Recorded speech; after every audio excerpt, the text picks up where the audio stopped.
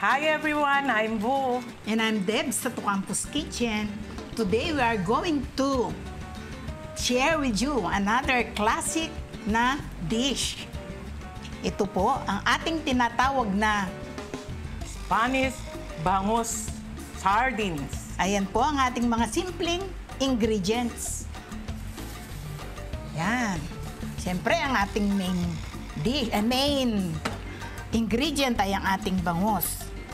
Laurel, red chilies, pickles, konting vinegar, salt, carrots, pampaganda, konting tomato paste para naman maganda ang ating Spanish sardines.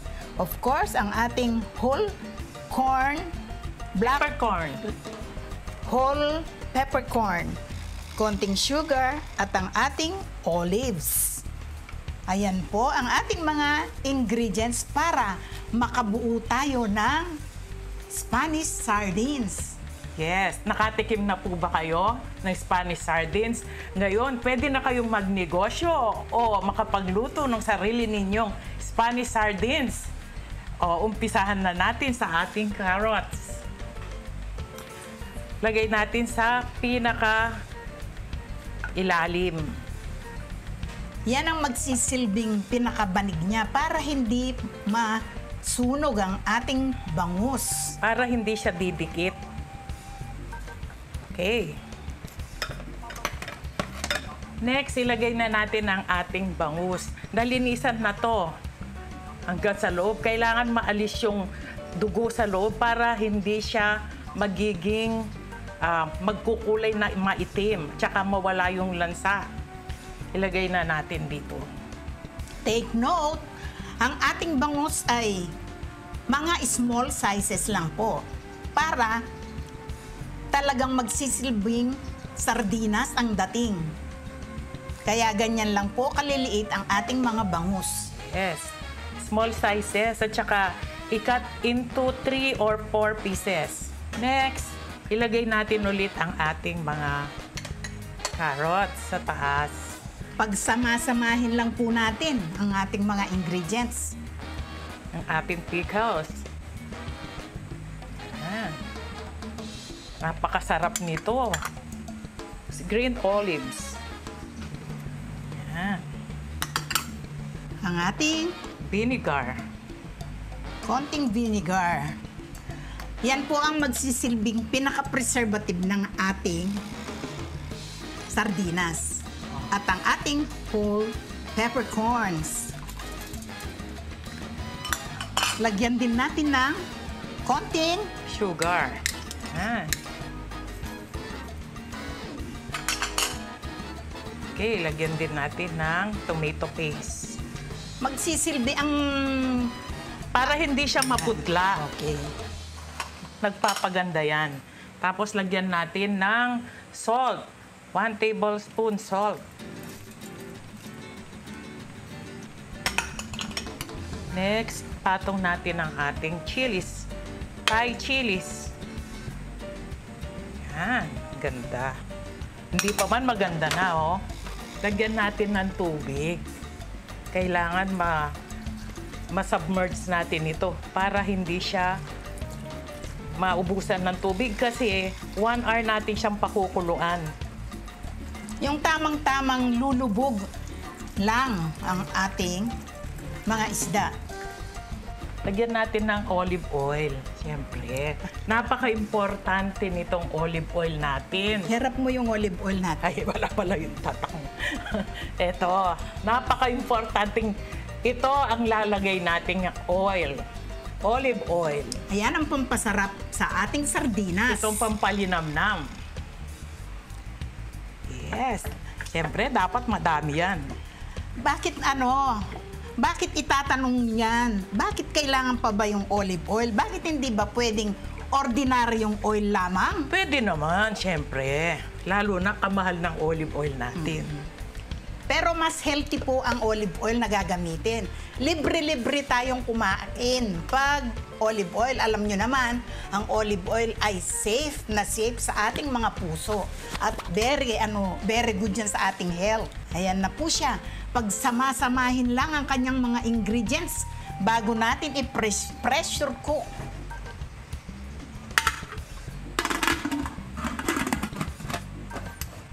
Okay. Okay, ang gagawin po natin ay isindi na natin. At hintayin po nating mag-whistle ang kanyang button. At hintayin natin ng 1 oras. Pag kumukulo na po yan, Hina. adjust natin sa medium to low ang ating heat para hindi po siya matuyuan. Okay, let's wait for it. Balikan po natin after 1 hour. Ito po, nag-start na siyang mag-whistle. Hinaan na natin. Okay, yan. Hintayin natin ng 1 hour. Okay, 1 hour na po ang nakalipas.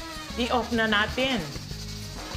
Yan, alisin na natin ang pressure ng ating cooker.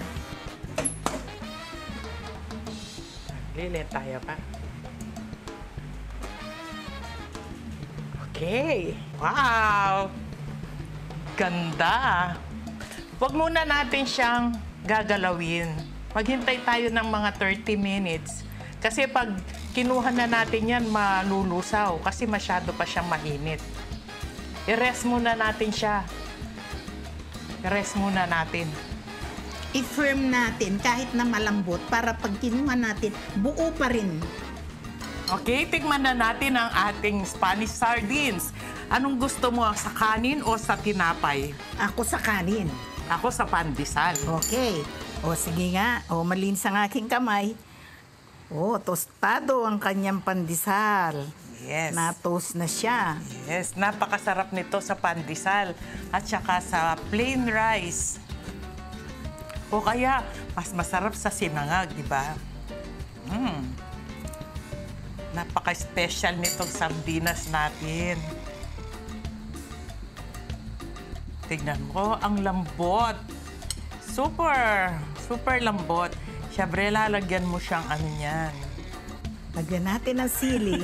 Maparaskuali naman pa, Anita. Alisin mo muna yung sili. Hindi, gusto kitang parusaan.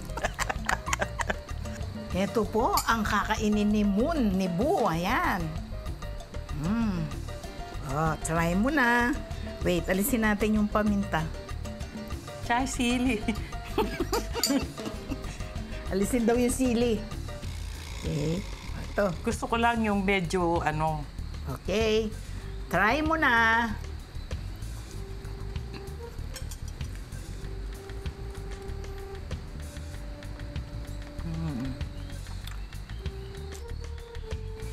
Yum. the best talaga. The best. Gawin ninyo to. Napakasarap. Ako nga, titikman ko naman with rice. Sugkang konti. Sarap. Kukuha ko ng rice. Talagang yung anghang at saka yung olives niya, mararamdaman mo pag pinagsama mo. Lasang-lasa talaga. Alam mo ano lasa niya? Ano? Spanish sardines talaga. Sarap. Okay, sige, ako naman. Titikman ko. Sarap. Oh, ito namang yung bandang tiyan rin ang gusto ko. Alam mo, ito niya palang butoling olives. Sarap. Yaman ha? Masarap niya sa rice. Pati sa pandesal. Sarap. Nalalasahan ko yung konting tomato paste. Yung Yes. saltiness niya. Rolled in one. Ang sarap talaga. Try nyo na po ito. For sure. Magugustuhan nyo. Ikaw nagustuhan mo. Nagustuhan ko sa rice. Siyempre, champion yan eh. Sarap niya. Try nyo naman. O ano? Nagustuhan ninyo ang aming vlog? Ay, okay na ba? Masusora yung director. And then, delete ito. Nagustuhan po ba ninyo ang aming bagong recipe ngayon? Siyempre, ang kasagutan dyan ay oo, di ba? Yes, gayahin po ninyo ito. Dahil magugustuhan lahat ng inyong mga pamilya at ng inyong mga kaibigan, kapitbahay at kamag-anak. Correct po. O, di ba?